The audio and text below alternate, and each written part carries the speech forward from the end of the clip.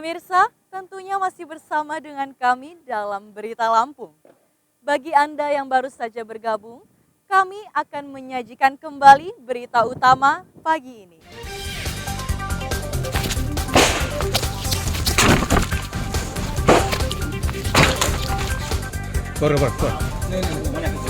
Seorang pencuri motor milik tentara di Lampung Tengah bersembunyi di kandang ayam saat ditangkap.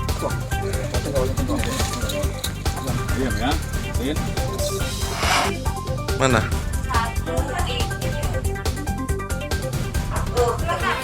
Beberapa rumah warga di Katibung, Lampung Selatan rusak akibat aktivitas penambangan batu dengan bom.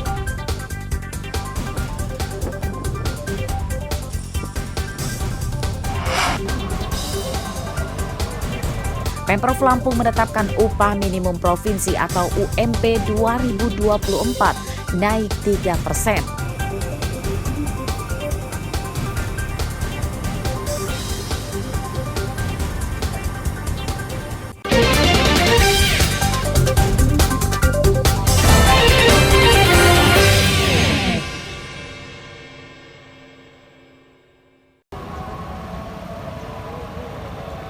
Pemerintah Provinsi atau Pemprov Lampung Rabu siang resmi menetapkan upah minimum provinsi.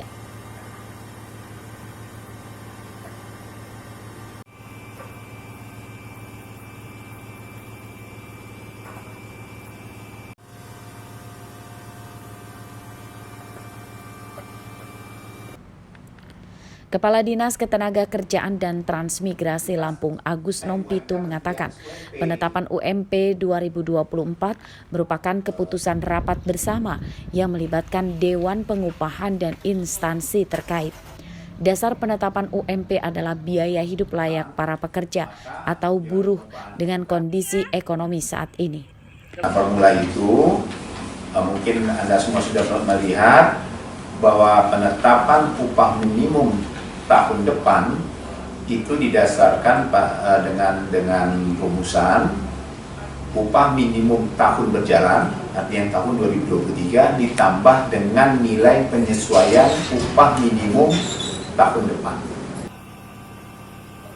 Pemprov Lampung mengimbau perusahaan menerapkan UMP tersebut mulai Januari mendatang. Sesuai instruksi pemerintah, setiap provinsi diminta menetapkan UMP 2024 paling lambat 22 November hari Rabu kemarin.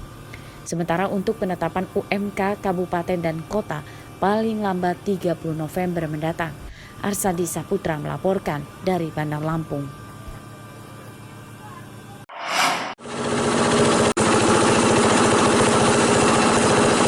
Harga kedelai terus merangkak naik dan kini tembus Rp14.000 per kilogram. Ini dikatakan oleh Ruslani, produsen tahu di Desa Sri Basuki, Kecamatan Kota Bumi, Lampung Utara pada Rabu siang. Kenaikan harga kedelai terjadi sejak 2 hari lalu, karena sebelumnya masih di kisaran Rp13.500 per kilogram. Kenaikan harga kedelai menyebabkan produsen terpuruk dan kebingungan menjalankan usahanya. Mereka tak tega merumahkan para pegawai. Dengan ukuran tahu yang semakin kecil, para produsen tahu sering menerima protes dari pelanggan. Dan dampak lainnya adalah menurunnya daya beli masyarakat. Ibu ini? Ya kalau 14.000 baru dengar kabar hari ini. Baru 2 hari yang ini ya? Kita kedelai sendiri beli dari mana? Ya terakhir dari daerah Pringsewu. Kita mengurangi atau mengecili tahu Pak De? Kalau sekarang yang jelas dikecilin. Pendapatan kita sendiri bagaimana Pak De? Kalau pendapatan jelas berkurang Pak. Jelas berkurang. Berapa persen itu? Ya, kalau saya ini mencapai 30 sampai. Para produsen tidak mengetahui penyebab naiknya harga kedelai, sebab saat ini pasokan dari agen masih lancar. Para produsen tahu mendesak pemerintah melalui Kementerian Perdagangan segera menurunkan harga kedelai. Jika ini dibiarkan berlarut-larut, bukan hal tidak mungkin akan banyak produsen tahu yang bangkrut. Artio Haba melaporkan dari Lampung Utara.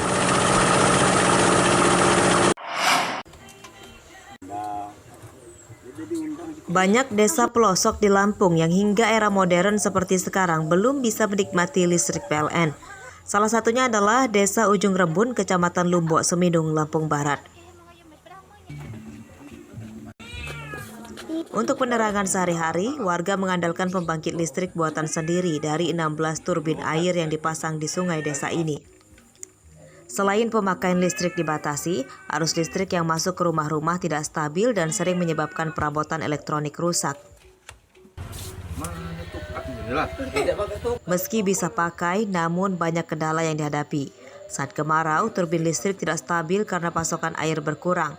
Sedangkan pada musim hujan, air sungai meluap dan menyebabkan turbin mati karena arus terlalu deras. Kalau kelemahan itu sangat banyak itu. Satu, dia di perawatan dia terlalu tinggi. Apa saja perawatannya? Perawatan itu apa? Kalau dia kerusakan ringan seperti ganti kol, dia kelahar, terus itu panbel bisa putus, itu kerusakan ringan. Kalau dia kerusakan yang sangat parah itu ya paralon pecah, terus itu dinamo terbakar. Pihak desa sudah berulang kali mengajukan bantuan kepada Pemda dan kantor PLN Cabang Lampung Barat supaya bisa segera mengaliri listrik PLN. Namun hingga kini belum juga terrealisasi. Dengan kapasitas masing-masing ya, karena di sini untuk Pekono Ujung Rembun terdapat 16 turbin, Pak. 16 turbin, alhamdulillah itu bisa mengcover seluruh masyarakat Pekono Ujung Rembun, tapi dia terdiri dari beberapa titik. Salah satu kelemahannya ketika cuaca kemarau, debit airnya berkurang.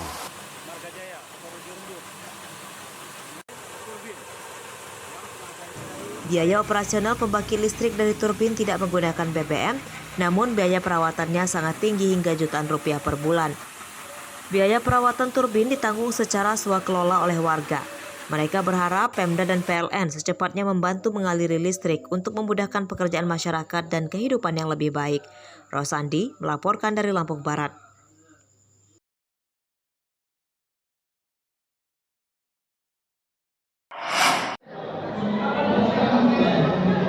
Pembuatan laman informasi daring atau website saat ini telah diterapkan oleh seluruh instansi pemerintah, mulai dari tingkat provinsi hingga kelurahan.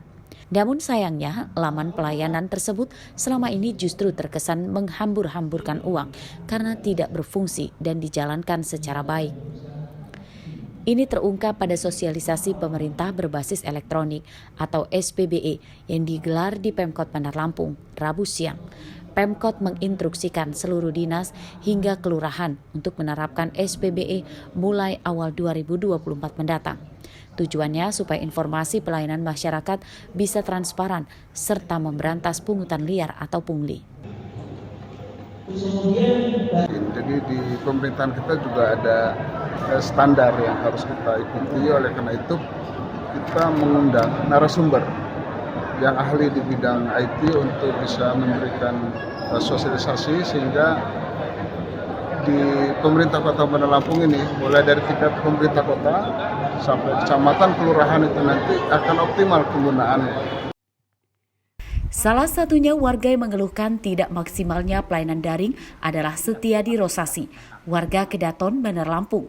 Meski memanfaatkan pelayanan daring untuk mengurus berkas kependudukan, rupanya ia tetap saja repot karena banyak yang harus diurus secara manual. Ia pun harus mondar-mandir mengurusnya, antri, dan tidak selesai dalam sehari. Saya sedang mengurus pindah data. Ini gimana Pak? Bapak ngurus online atau offline? Ya, kebetulan saya sedang mengurus online ya. Tapi yang mana di sini kok saya sangat heran. Secara tidak langsung juga saya harus mengurus secara offline. Yang mana di sini saya harus mendatangi kantor kelurahan setempat.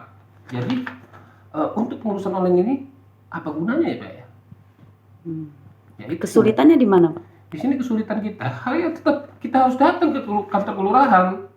Katanya online, yang seharusnya kalau online kita dengan menunjukkan KTP dengan nomor NIK dan KK itu kan sudah secara langsung sudah online. Warga berharap jika dinas atau instansi pemerintah benar menerapkan pelayanan secara daring, maka seluruh prosesnya bisa diselesaikan tanpa manual. Sebab pelayanan daring sejatinya untuk memudahkan warga. Jeffrey Arifin melaporkan dari Bandar Lampung. Pemirsa, informasi tadi sekaligus menutup perjumpaan kita pagi hari ini. Saya, Vika Rana dan seluruh tim redaksi mengucapkan selamat beraktivitas dan sampai jumpa.